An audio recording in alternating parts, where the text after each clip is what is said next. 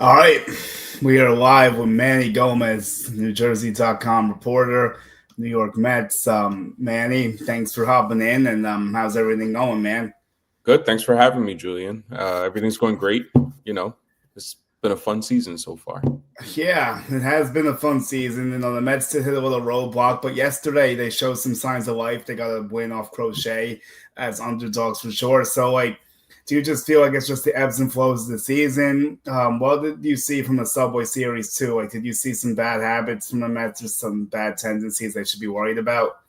Yeah, I think all things being considered, if we think about where the Mets were at this point last season, they hadn't even reached rock bottom yet. I think that happened around May 29th, the Jorge Lopez game. I feel like Mm-hmm. that was kind of a turning point for the team. They haven't had that type of a moment. And that doesn't happen every year, but I feel like that served as a almost like a catalyst, like a moment where the team finally got together. And something that I heard a lot last year after that happened was that they started holding each other accountable more. And I feel like that's carried over, and you kind of see it this year. Um, they're a very tight knit, close unit. I think they've played very well to this point. Like I said, they haven't had a spell like they had last year. Right. And I think it's just, teams are going to lose three in a row sometimes. And this is the first time that it's happened to the Mets. And they haven't been hitting in terms of bad habits, not hitting with runners in scoring position. Um, Again, these are things that happen throughout a season. I feel like it's just right now they're in a funk, and eventually they'll come out of it. I believe they're Yeah. too good a team. I agree with you. I've seen a lot of the year too. Obviously, you've seen a little bit more than me, but Pete Alonso's not going to be that quiet for 2 weeks. Like he's going through a bad stretch after being hot. Francisco Lindor, same thing. Juan Soto maybe showing some signs of life. Like, how do you feel he's handling the adjustment going across town? Like, has you noticed differences in his swing? Because I did see something that his speed's a little bit lower on his swing. I don't know how serious that might be, but I guess we'll have to see how that plays out. So the thing that a lot of people don't talk about is that Soto is notoriously a slow starter. I mean, by this point, he should be more himself. But historically, his March April numbers aren't good, and this year they were pretty even with what he is career wise. Last year, his numbers were exaggerated. I think that has a lot to do with the fact that he played at Yankee Stadium, that It's short fair. porch. He was in front of Aaron Judge, probably the Yep. best right-handed hitter in the sport. That helps. Um, so I think there's just there's in New York City we tend to get a little impatient. We see how he handled the Bronx this past weekend in the Subway Series, and it seemed like he went in there with a little bit of swagger, and then he walked away with kind of not. uh, Yeah, that was a tough one for him. yeah, I think that's playing a role in terms of how we're viewing him from the outside. I did too. I can imagine that Soto is going to continue to perform the way he has. I think it'll only improve. He still has an over 800 OPS. He's still walking a ton. He's just not the Juan Soto from last year yet. But again, let's remember he's not hitting in front of Aaron Judge anymore. So we have to kind of lower our expectations a little bit, see what his numbers were before last year, almost take the Yankees, his time Out with of it. the equation, and you'll see that he's closer to who he really is than we're making it out to be. I actually agree. I've been saying the same thing for anyone for the last two shows. It's been like I don't see the Yankee numbers returning this year. It doesn't mean they might not return like next year or something, but this year that's not going to happen. People need to He's take not those a numbers out of 41 their run head. hitter. He's never been a Yeah, 41 run hitter. It only happened last year, short porch. That's to me that's kind of what explains that away. In terms of, and I know you didn't ask me this, in terms of what his demeanor's been in the clubhouse and everything, I haven't seen, you know, he's not Francisco Lindor. He's not Tyrone yeah. Taylor, Shamanai. He's not someone that walks in there and people gravitate toward him. He's a very Okay, quiet, silent leader. got you. Um, what I will say is that the Dominican guys, Starling Marte, Jose Siri, they're very close with him. and he's really good with the younger players. I've seen that a lot, but I don't see but I can't say that that's how he was at the, because I don't know. I didn't cover the Yankees last year, so I don't know if that's just who he is in the clubhouse. He's just not a demonstrative guy. He's a go about my business, lead by example type player. So when I see people talking about that he doesn't look as happy with the Mets as he did with the Yankees, I feel like a lot of that is just perspective. I feel like a lot of it is just people kind of putting their own meaning to what they're seeing on the screen. I'm happy you asked because I was going to bring that up. So you definitely helped me out with the question, so I didn't have to ask it. So that was definitely on my mind. I don't know. I mean, the Yankees, he just had good flow. I think he was really playing for the contract. Like, he enjoyed playing with Aaron Judge. That's not a secret. And he got off to a good start, so everything kind of just flowed for him the whole time. It's been different with the Mets. Like, he definitely has some cool friendships. I don't know how he acts in the clubhouse at Yankee Stadium either, obviously, because I haven't gone in there. But yeah, with the Mets, I never viewed him as like a rah-rah big leader type guy, even with the Yankees. I mean, that was Aaron Judge with the Yankees, so he kind of just went off Judge, I think. But I was going to say, Lindor to me is definitely more like captain material than Soto. Like, that's not even a question to me. Even though Soto's going to be the face of the franchise in the future, obviously, and like he will be the best player.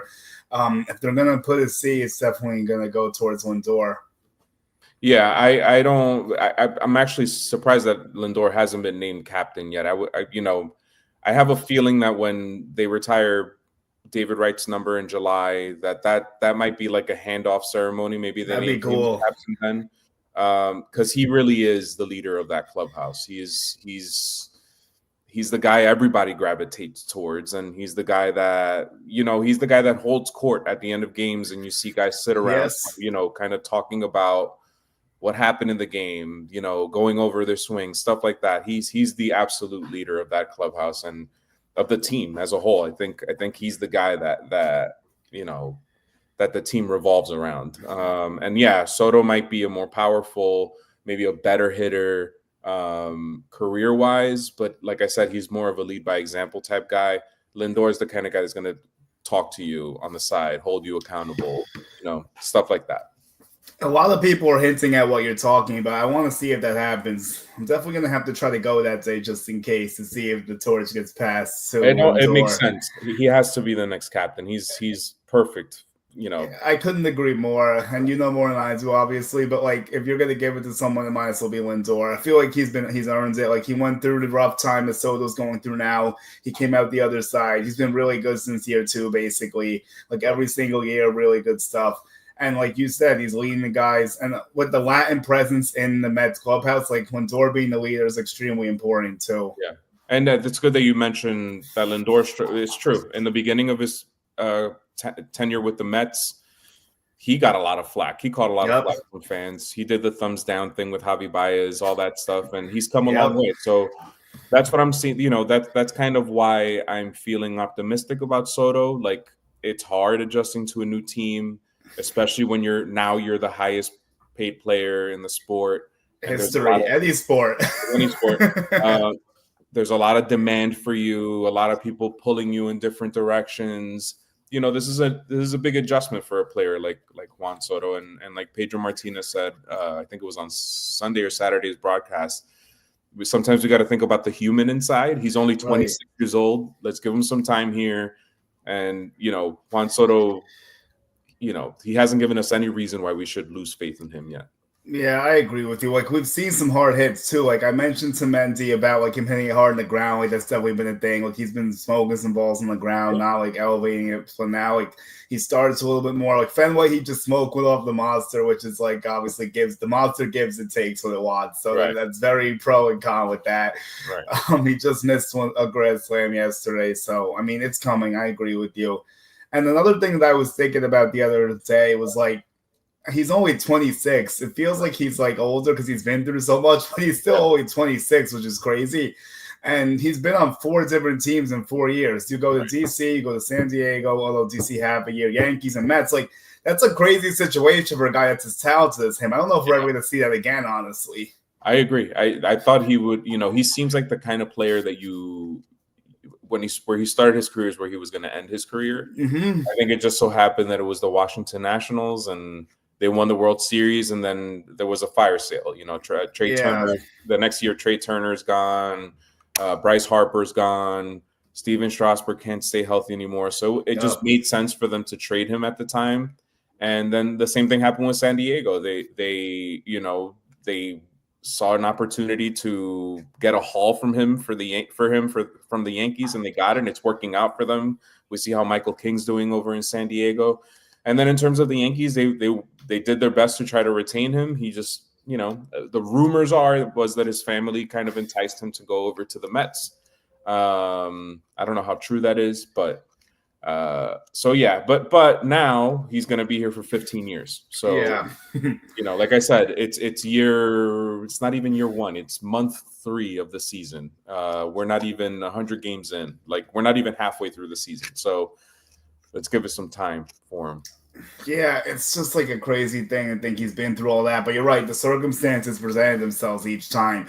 It's just like you would think like he would stay with DC, or like could be only 2 teams maybe, but it just ended up being a crazy turn of events that I think are unprecedented. So I think his age played a big factor in it too. He's so young, You don't see guys break into the big leagues at 18, 19 years old like he did and perform at the level he was performing at 18 and 19. So I think that all plays a factor. He's worth a lot, or maybe not so.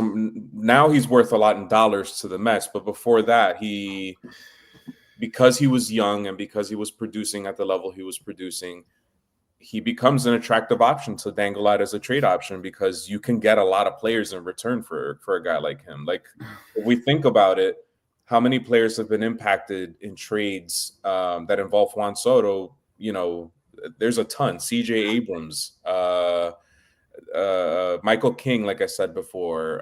You just keep rattling off names of guys that were impacted because of that trade, and that's the point, is that a player like that, gets you a haul, and that's just attractive at this time.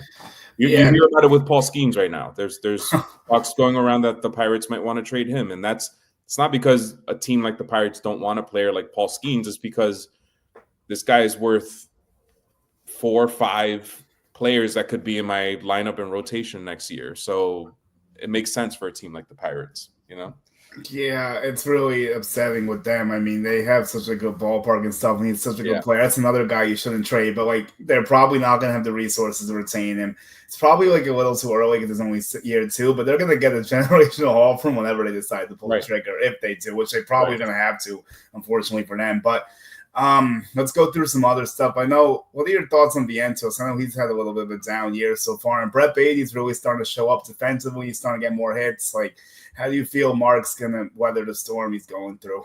I think Vientos it's funny because when you see him at third base every day, you see him make the plays, you say to yourself, okay, he's not so bad at third base. But then when you see someone like Beatty go over to third base and you see the type of plays that he can make, then you start seeing the disparity. You see that Vientos isn't at Brett Beatty's level defensively. But like I said, he makes the plays. Last year, I think he had the highest fielding percentage of any third baseman. I don't believe he made, and I don't know how many errors he made, maybe the fewest errors, but that's because he's not going after as many balls. His range is high. So, but his bat shows a lot of potential, and like we're talking right now, that his hitting isn't, what we anticipated based off of last year. If you really look at the numbers, he's been on an upward trajectory now for about a month and a half.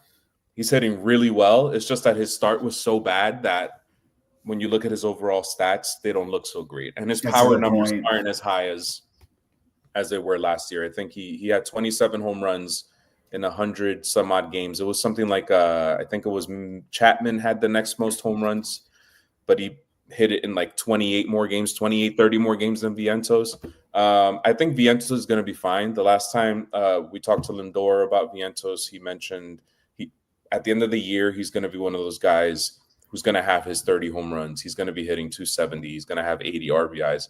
I agree with that. I think he's that type of hitter.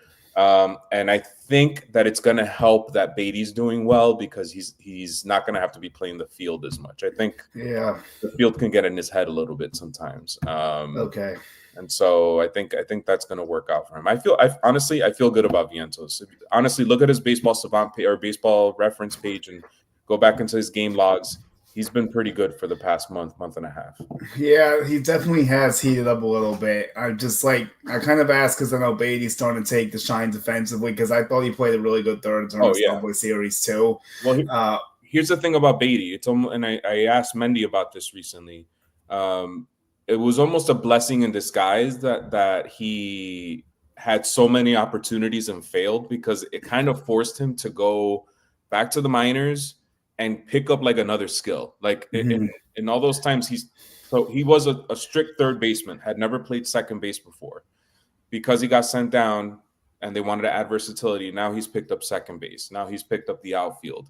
So now there isn't that log jam at third base. You can split time between Beatty and Vientos because if you're going to put Vientos at third, okay, then let's slot in Beatty over at second. Okay, let's slot in Beatty over in center field or right field or whatever.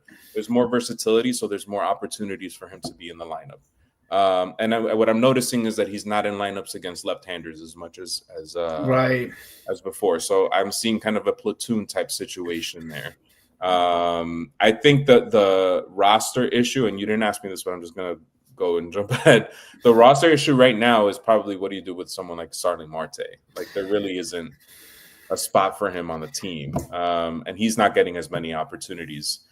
So I'm actually going to throw another wrench into that, and I was going to get there. How about Ronnie Mauricio? Is he on the Mets radar? Because he's starting to play pretty well at AAA. I know like some people are looking for him to get that shot. He's been out for a while. Yeah. Did they do a swap with Marte in essence? Like, did you send Marte away and then you bring up Mauricio possibly? Is there a way that could work? You'd have to trade Marte or DFA him. DFA or trade, yes. That's what I meant. I know he can't go down the minors. Yeah. Unless if he accepts it, he's not going to accept No, he's not going to accept emotion. No way. But with Mauricio, what Stearns and Mendy have been saying recently is he's fully healthy. He can come up at any point, but he's not in baseball shape, meaning they want him to get more reps so that he's, he missed a year and a half of baseball. He got hurt last December 2023. You're right. It is like a year and a half. It's like a year and a half. They want him to get as many reps as possible. He's hitting really well in AAA. You're right, but it's only been about a week or so. That's fair. I don't foresee them calling him up anytime soon, honestly. Okay. But I wouldn't be surprised if he is up here this season at some point. I don't think it's going to happen soon, though. I don't see. There needs to be another move for that to happen. Like you said, there needs to be like a Marte being traded or DFA'd, and I don't think they want to DFA him at this point. If they can find a trade for him, I think they would do that. I don't think they want to DFA him. I think he's valuable in the clubhouse, especially with that Soto angle, just to tie it back. Him and Soto are very and I think he's serving as somewhat of a mentor for Soto at this time. Like, can show him the ropes in New York in the clubhouse, make him feel comfortable. I don't know if you read Andy Martino's article earlier this week. He wrote something about how when Soto hit his first home run, he kind of had to show him what the Mets do after they hit a home run. They go, oh wow! So it's like almost like he's his easing point into the team, Yeah, and Marte's only at 80 at bats. I mean, the age is against him. Maybe he could figure something out. He might be good in certain situations. Is he almost like I think he's almost like a fourth or fifth coach at this point, honestly. Like a fourth or fifth player coach is almost probably how they're viewing him, right? Yeah, and I don't think they're going to want to eat. I think he's getting paid $20+ million. I don't think. Yeah, it's a big contract. So yeah, he is sort of a fourth or fifth coach, like you mentioned him, and he's also he can do damage. He can hit. Like when he gets hot, he can hit. He can steal bases, and although he's a strict DH this year, he can play the outfield if you need him to. So there's value there. I think just in the offseason, I think when they thought they weren't going to get Pete Alonso, they made some moves that now, looking back, they might not have done. Yeah, like Jesse Winker, for example. He's a valuable asset. Again, a good player on the team, a leader in the clubhouse. Guys love him.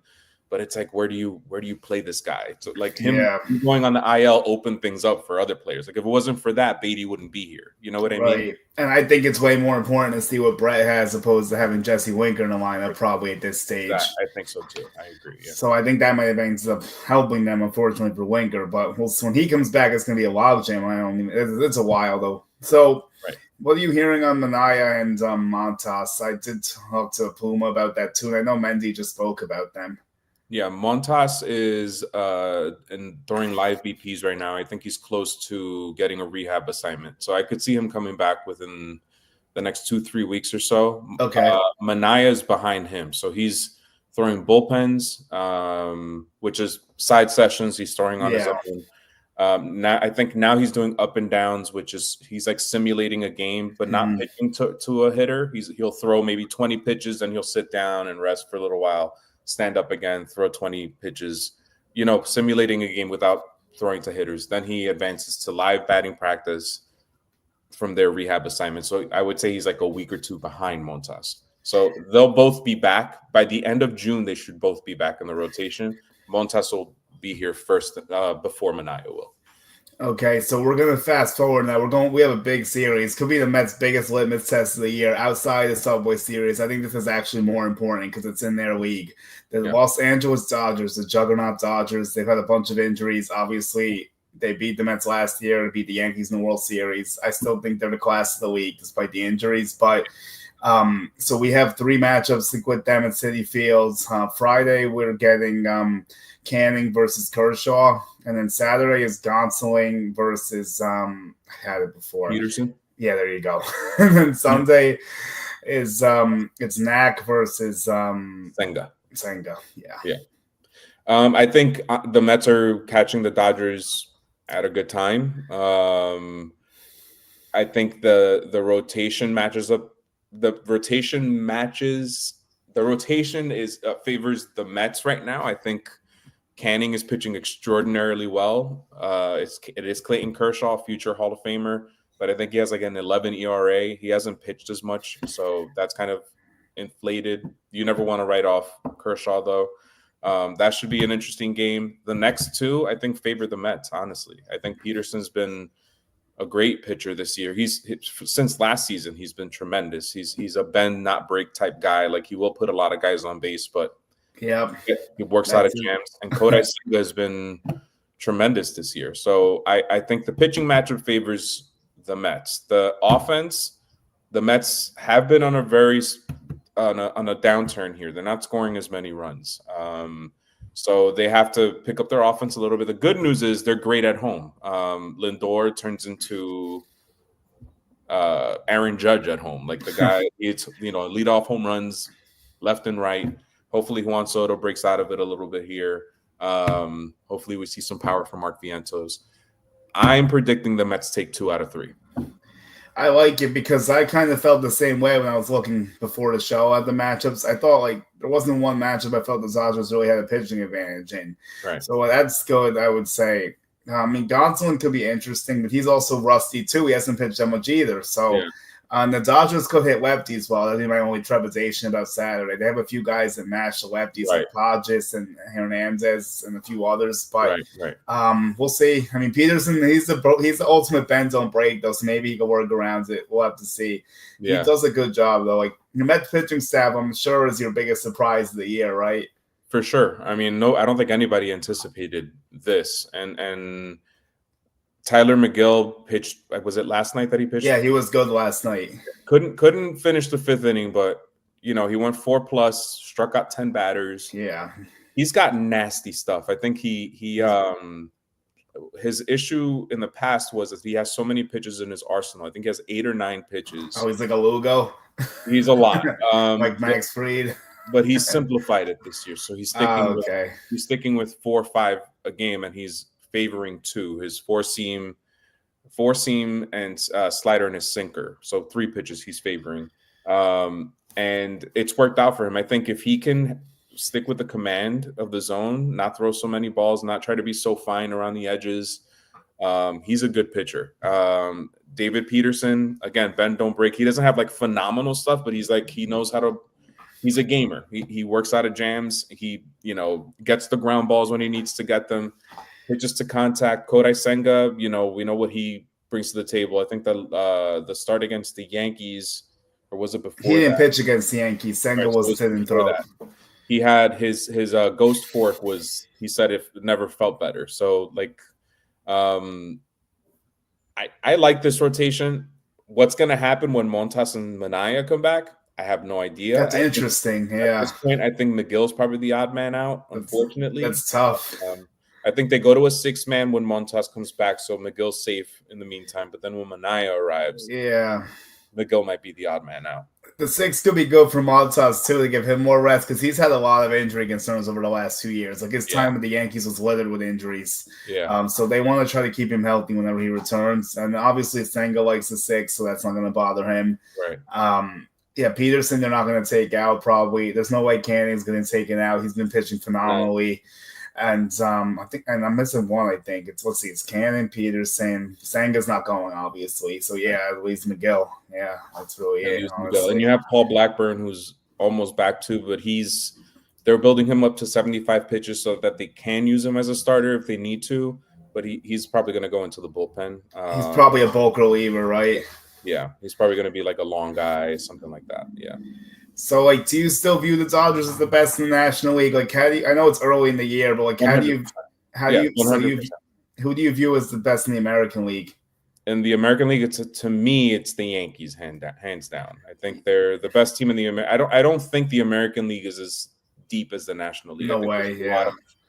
There's a lot of good teams in the National League, from the Mets to the Phillies to the Dodgers to the Padres. That NL West is stacked. The Diamondbacks, they're all really good teams. Yeah. In the American League, I'm seeing the Yankees and the Tigers, surprisingly, this year have been the best teams. But I think the Yankees are just one step above because of Aaron Judge. He just changes a lineup. It changes the way you pitch to that lineup. Like, Aaron Judge it's almost surprising that he hasn't been intentionally walked more this season. It goes to show just like how much analytics have taken over. Yes, Had this been during, Barry Bonds, they were walking him with the bases loaded intentionally. Now they don't want to give free bases, so they'll pitch to him, like Edwin Diaz said when he struck him out to end the game on Saturday. I'm pitching to miss. I'm not gonna pitch to hit the strike zone. Like, I'm trying to get him to chase, but I'm not on the center. Like, and somehow he's 16, 17 home runs. I don't know how he does it, but it's really funny. I have 2 insights on that you'll enjoy. So I was in the dugout for the Yankees-Rays game, and Kevin Cash was actually talking about why they don't do it. And it's what you said. He's like, we don't like putting guys on base anymore. It's not like what we used to do with Barry, like that they would just walk in. Like, the analytics really say no to putting guys on. Like, it's still crazy though. Like, I don't understand it either, because no one else could do as much damage as him. So would you rather take your chances with someone else, even if it is an extra base runner? Right. I mean, Aaron Judge is hitting, as we speak right now, he's hitting 402. He has a 491 on base percentage, 755 slugging, a 248 OPS plus. He's a unicorn. Like, we've never seen a right-handed hitter like this before, ever. He's even better than Pujols and Cabrera, which I never thought I'd really say, which is wild stuff. He elevates a lineup. I mean, look at a guy like Trent Grisham before this season. Trent Grisham was hovered around 200. Yeah. Without Soto in the lineup, now you have Trent Grisham seeing more pitches, hitting 268 right now. That, last year he was hitting 190. The year before that, 198. The year before that, 184. He's hitting 268. I think that's because of a guy like Aaron Judge elevating people inside of that lineup. Yeah, I couldn't agree more. It's going to be interesting to see what they do. I just think they need a third baseman, and they're going to be good to go almost. Yeah. Their pitching should be fine. Will Warren's looking the part. Hill will return. So they could live with that, I think. The Tigers are going to be tough. I'm not sleeping on the Tigers. The Tigers have a lot of good pitching. Javi Baez is finding it somehow. Tyler Skubel's, he's nasty. Or Tarek Skubel. It's going to be interesting. It's going to be an interesting postseason, and the Guardians are good again. The Twins are winning games. You can never count out the Astros in the West, as long as they make it. Yeah. The Rangers, unfortunately, the injuries and stuff, but they're You saw Jacob deGrom pitch. Yeah. He's pitching great again. So they have a lot of talent on the roster if they could just string it together. Having Brett Boone in there is interesting. I think the Yankees are the top in the American League, though, in my opinion. I think they're the team to beat. All right, well, Manny, thank you. NJ.com reporter Manny Gomez, great friends with Arasquina, does a lot of work here. So, yeah. Manny, thank you so much. We'll be in touch. Thank you, guys. Thanks, Julian. Thanks for having me.